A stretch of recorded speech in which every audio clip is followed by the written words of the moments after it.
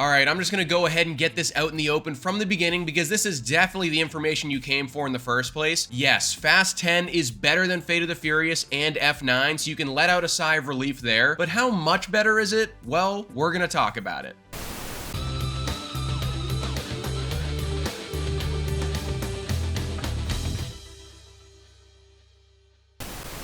What's up, guys? I'm Sully, and today I'm excited because we're talking about the 11th entry in the Fast and Furious franchise, Fast 10. Which is hilarious that it's not Fast 11. People forget there was a spin-off thrown in the middle of there. But anyway, let's talk about this movie. The story for this one goes like this. Over many missions and against impossible odds, Dom Toretto and his family have outsmarted and outdriven every foe in their path. Now they must confront the most lethal opponent they've ever faced. Fueled by revenge, a terrifying threat emerges from the shadows of the past to shatter Dom's world and destroy everything and everyone he loves. So right off the bat, if you're one of those people that was shaking their heads or rolling their eyes through the majority of the last two entries of this franchise like I was, you'll be happy to know that this time around it's a lot more of a generic and run-of-the-mill outing for these movies, which I feel like usually has a negative connotation around it for the most part, but I actually mean it as a good thing. I mean, we look back at Fate of the Furious and F9, two films that I really did not enjoy for a multitude of different reasons, but one of them being that our characters basically just turned into like these unkillable superhero badasses, right? You had guys getting shot 20 times and then jumping off buildings and using cars to break their falls. It was ridiculous. What's absolutely hilarious is that in comparison to the past two films, Fast 10 is much more grounded and realistic, at least as much as you can be in a Fast and Furious movie. There's obviously a massive asterisk next to that statement because there's still larger-than-life sequences that defy the laws of physics and nature themselves.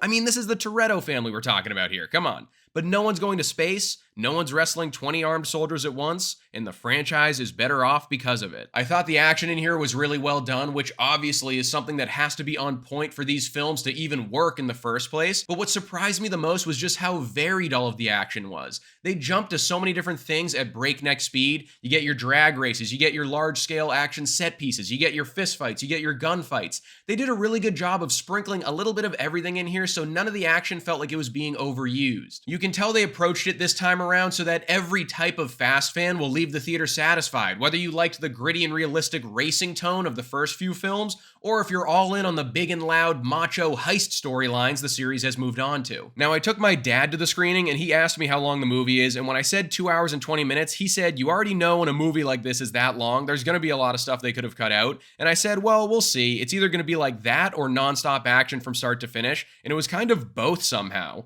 I definitely missed the hour 45 runtime the franchise started out with. I think for the most part, that's the perfect length for an action movie. This film, along with the last couple in the franchise, is definitely overstuffed. And a big reason for that is because it is just transformed into a high-wire act when it comes to including all of these characters in every film. You have to spend time with Dom, Letty, Tej, Roman, Ramsey, Jacob, Shaw, Cypher, and so on and so on. And if you just got overwhelmed hearing me list all of those characters, just wait until you see the movie. I mean, this has just become an Avengers-level issue at this point, right? They have accumulated such a ridiculous amount of characters throughout this saga that it's becoming super hard to balance all of them out. Like, there are definitely characters in this movie that I wish we spent way more time with, and there are definitely characters in this movie that I wish we spent way less time with too. I also just think it's a little bit harder to connect with these characters this time around because there are just so many of them and they're all split up into so many different locations. I'm actually wondering if I have a bit of a unique perspective on this though, because a week ago, a mere 7 days ago, I had not seen a single entry in this franchise, so I completely no-lifed it and crammed in all 10 of the previous movies before checking out Fast 10.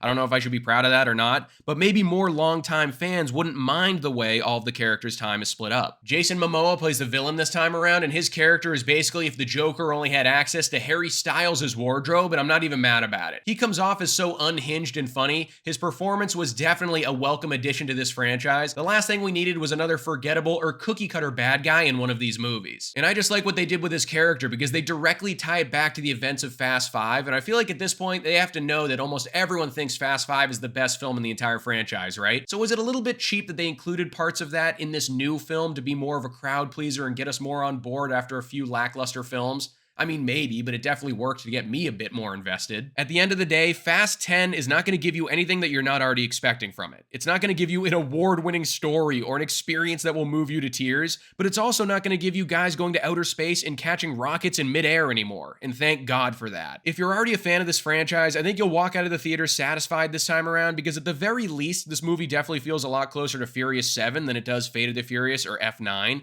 It's still as cheesy and messy as ever, and it doesn't totally know if it wants to fully embrace its balls to the wall absurd nature or keep a dramatic tone, but shame on you if you're banking on anything more than a forgettable and fun time at the movies with this one. Fast 10 gets a Sully score of 3 stars. So that's my review of the new Fast and Furious movie. How the hell was the tagline not Fast 10 your seatbelts? What a wasted opportunity. But let me know in the comments below if you're gonna go check this one out or if you've already seen it. Don't forget to like this video and subscribe to the channel if you haven't already, and I'll see you guys at the next one.